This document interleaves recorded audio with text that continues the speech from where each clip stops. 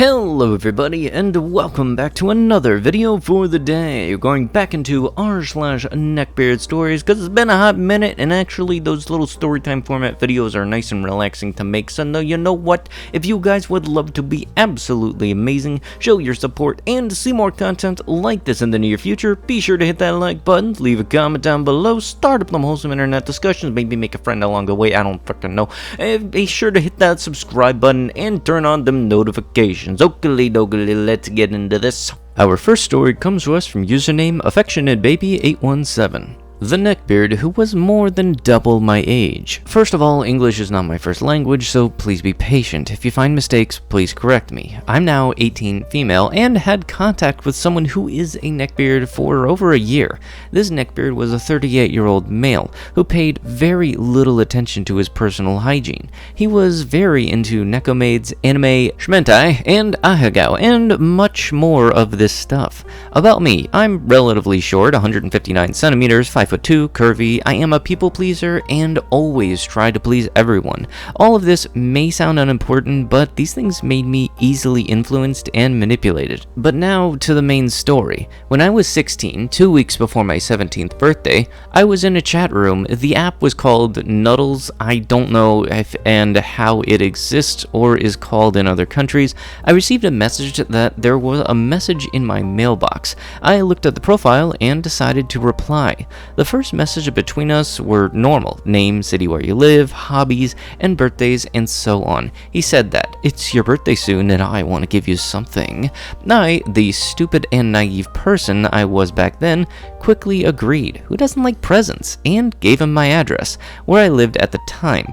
I didn't want to screw up my surprise and didn't ask what he bought me. The package arrived after 2 weeks, on time for my birthday.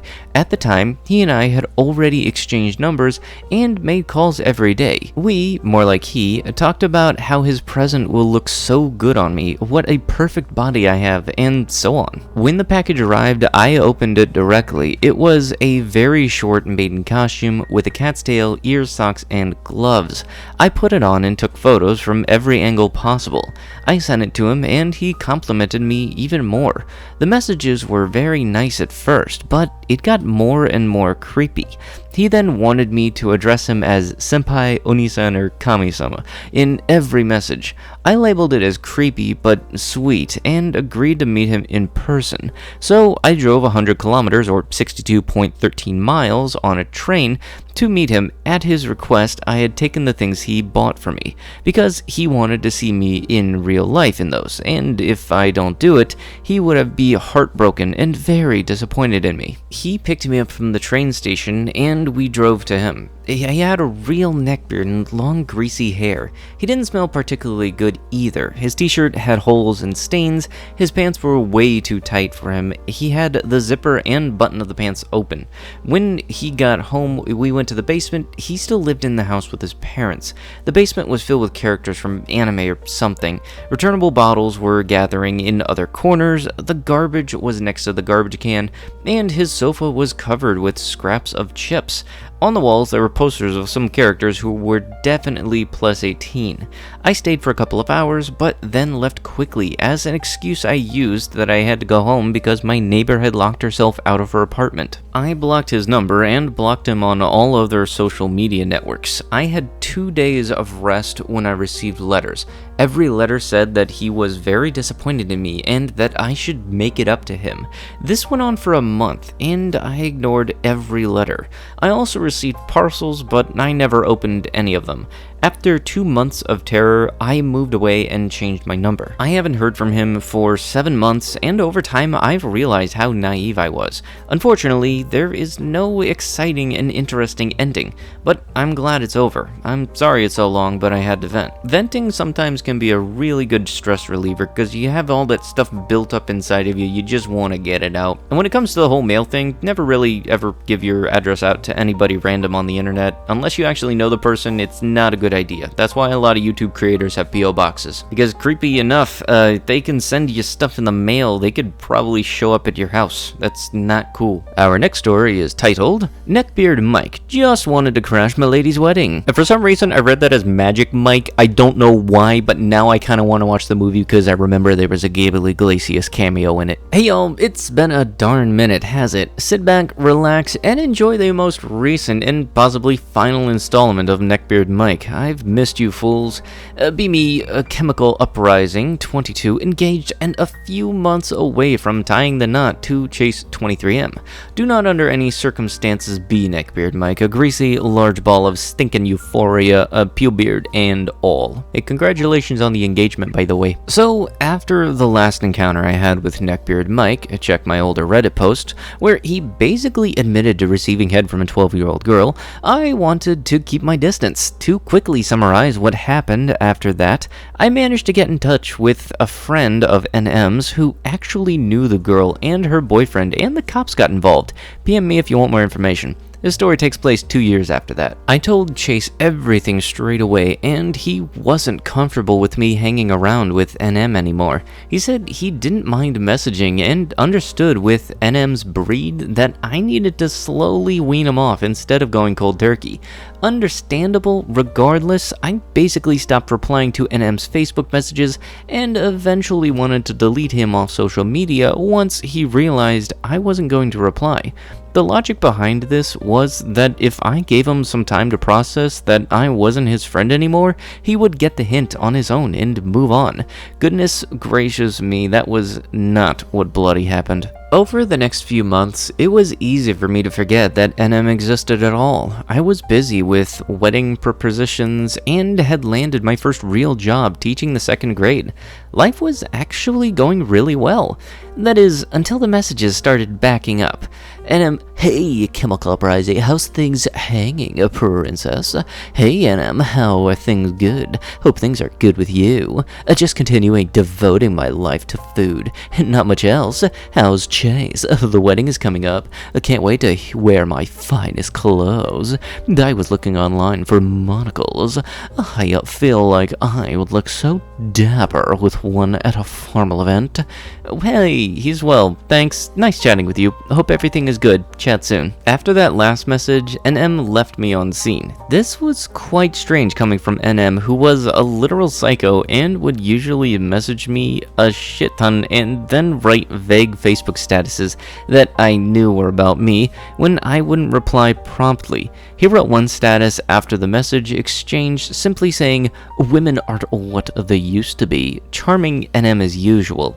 I totally forgot about my butt being left on scene and again went about my life. A week later and 2 weeks before my wedding, I received a notification on Instagram about a comment NM had left on one of my recently posted pictures. It was a selfie of Chase and I with a corny caption saying something like, "2 weeks to go." NM, being a straight creep, commented on the photo saying, "I still haven't received my invite to the royal wedding, winky face. The monocle has been bought and is patiently waiting, winky face." Now, this is when I started to get worried. Knowing how NM is, he would do something crazy like show up to my house to ask where his invite was, and I obviously was not inviting him.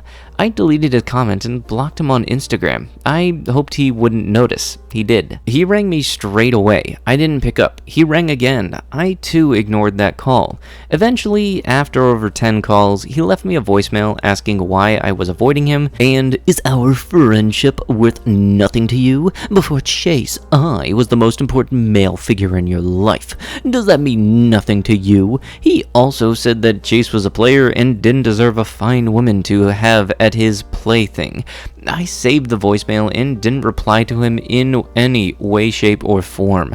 I blocked him from all social media because I was done with him constantly harassing me. Sad that it took so long for me to realize it. Flash forward to the day before my wedding. NM was totally out of my mind, and I was so excited to be marrying my best friend in the entire world. Sam, old friend from uni who initially introduced me to NM because they went to primary school together, messaged me excited excited to be coming to the big event tomorrow. She also let slip that she may or may not have accidentally told NM where my wedding would be.